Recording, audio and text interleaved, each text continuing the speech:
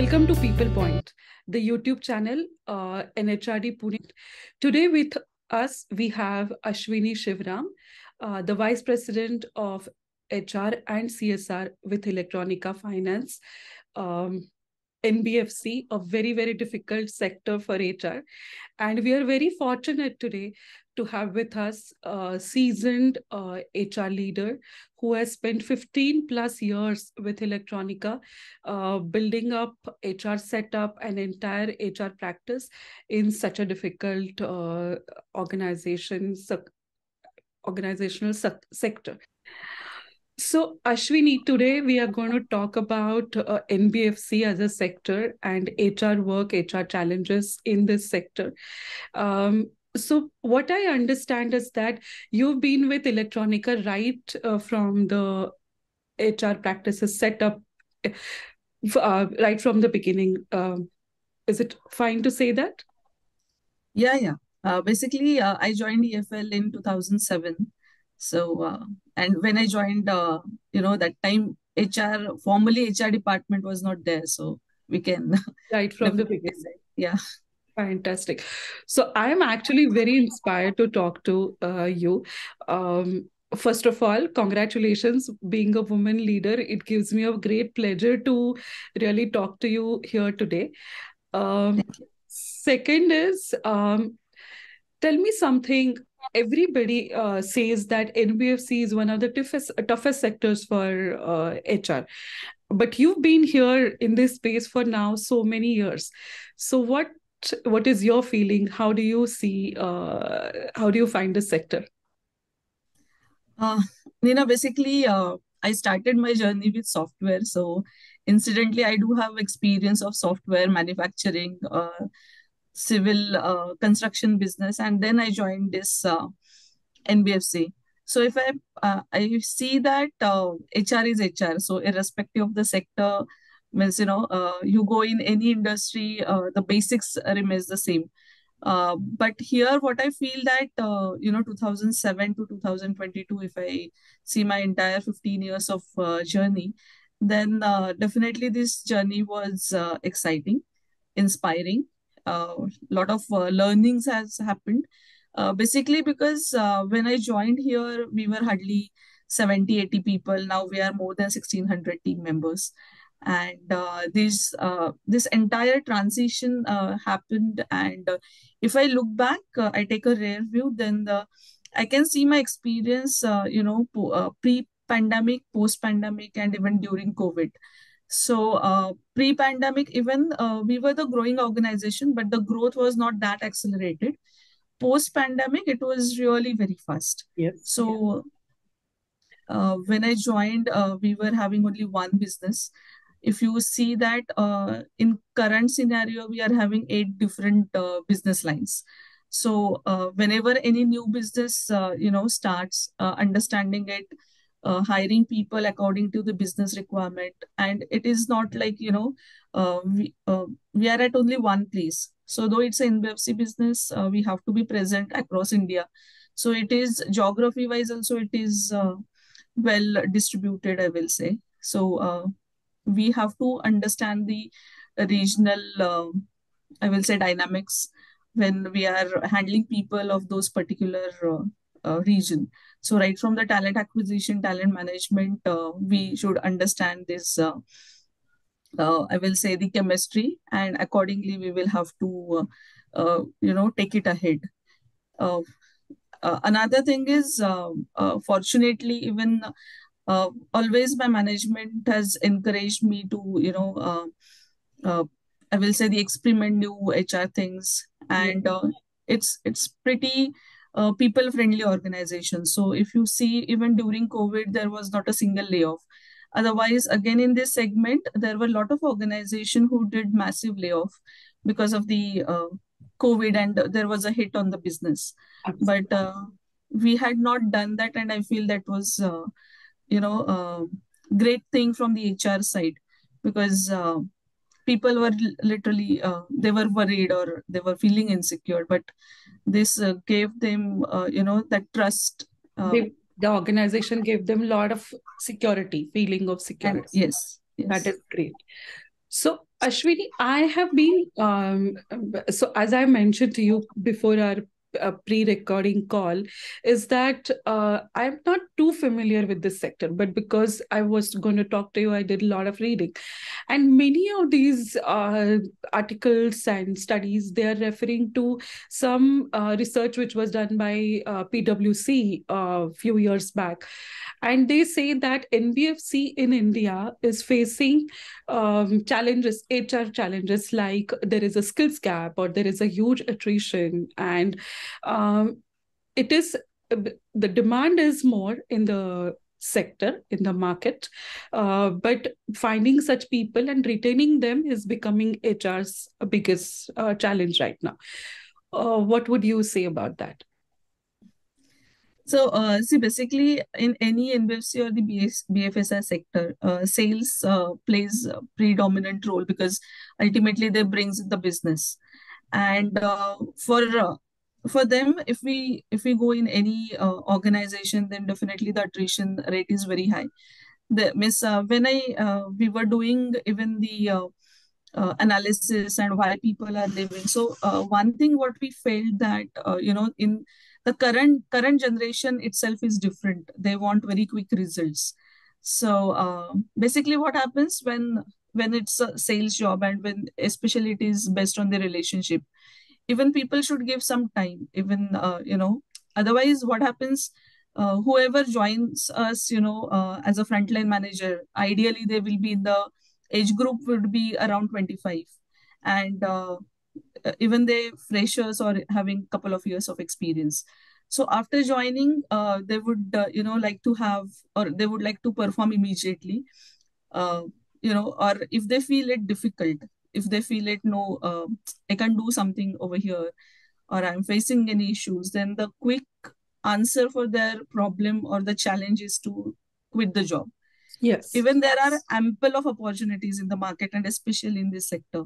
So what I personally feel that they should give some time to themselves. They should Yes. give some time to the organization, their managers.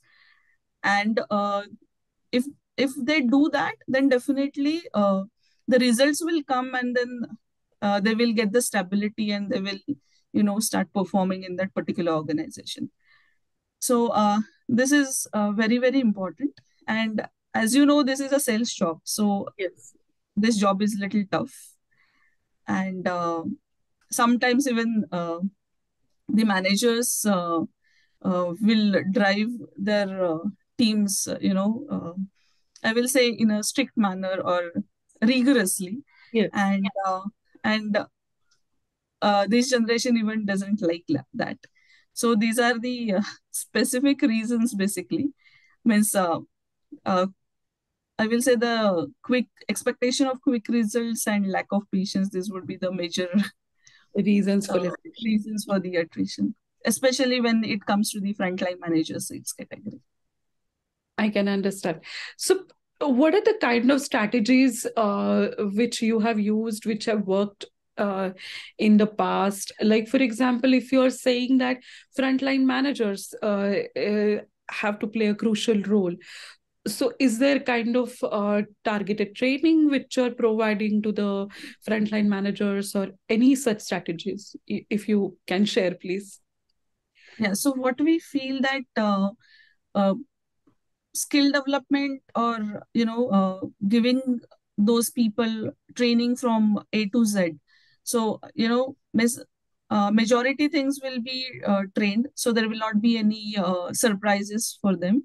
So in detail induction plans means wherein they will be getting entire product knowledge, process knowledge, behavioral Yes. trainings, how they should face the customers. So if we do this, and not only one induction, but interventions like 30, 60, 90 will definitely help them to be productive. Because there will be detailed induction maybe of 12 days, then they will have OJTs. Again, after couple of months, they will be asked that if they have any issues, any problems, and then accordingly inputs are given to them. And even after 90 days, that means they are little stable in the organization, and we will be able to resolve their queries, day-to-day queries, then it will help them to get settled in their organization quickly, and even it will help them to be productive in the system, because Yes. ultimately all these are sales guys. They want incentives, Yes. and Yes. that's the reason they are basically into sales. And if we help them out, to do that, then definitely the retention will be on the higher side. So right now we are also working rigorously on our L&D processes. We are revisiting it. Wherever there are quick fixes, we are changing it. So it will help us definitely to retain them. Another thing is even training their managers. So ultimately it is people handling. And if the people's managers are also trained well, they are also given inputs that how to handle especially this new generation. And because we all of us know that people leave their managers and not the organizations. So if we take efforts on that side as well, then definitely it will have the positive impact on the retention. Fantastic. So, Ashwini, tell me something. Do you see, like, when such situations are there, such challenges are there, uh, HR has to constantly work with the functional and the business leadership. And Right. eh, do you see a huge advantage in developing these kind of strong business rapports, or how how would you uh, how would you suggest going about it? So basically, in today's world, all the HR leaders will have to work very, very closely with businesses. Business dynamics are different. When I'm telling you about, we do have 8 different business lines.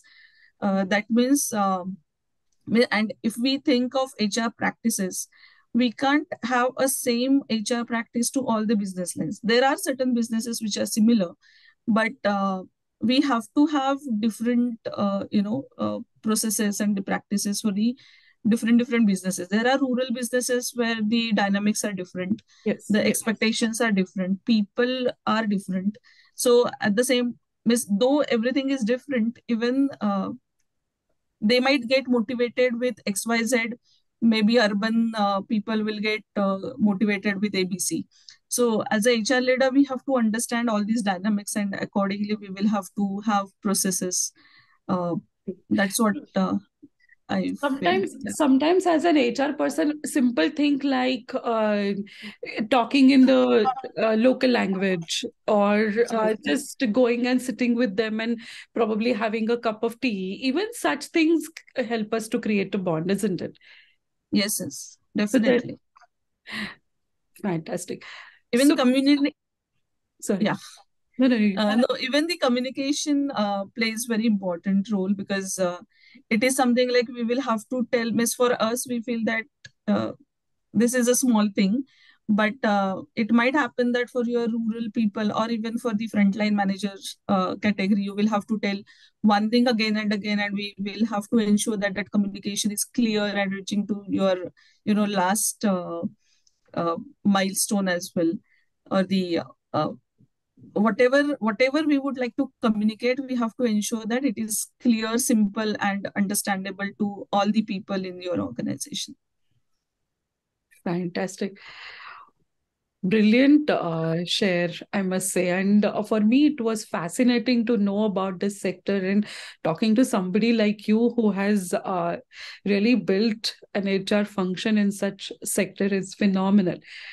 So, Ashwini, before we go to the final part, as you know, we are doing something called as rapid musings, and I hope you are ready for that.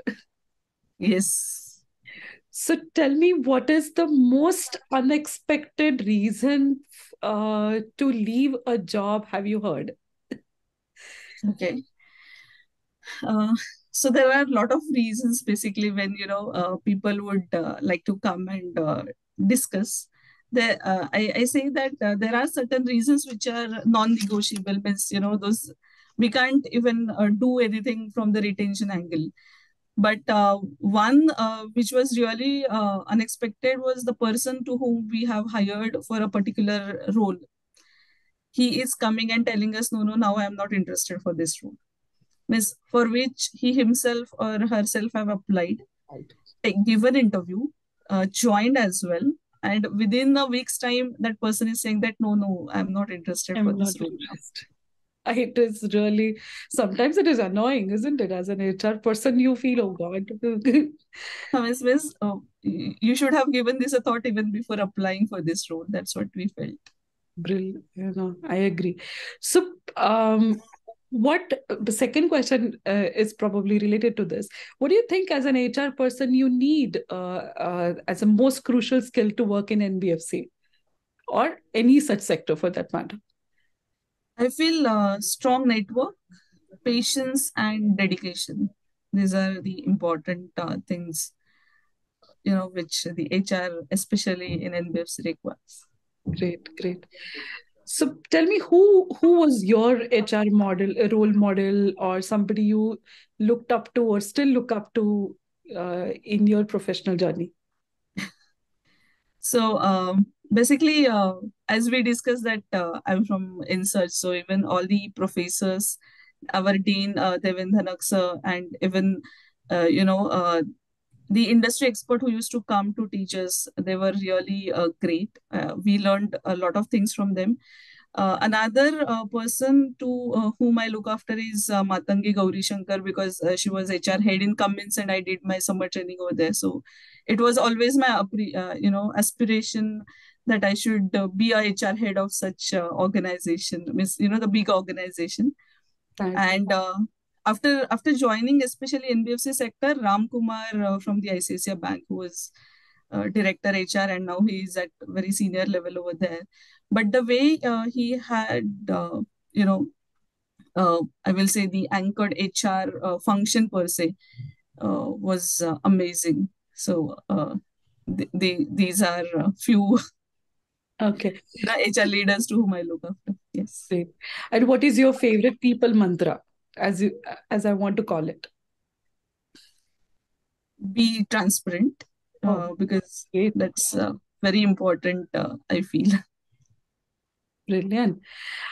So overall, not only for NBFC, but for our juniors. Now, you are going to be a role model for so many people after such a, like fantastic career span.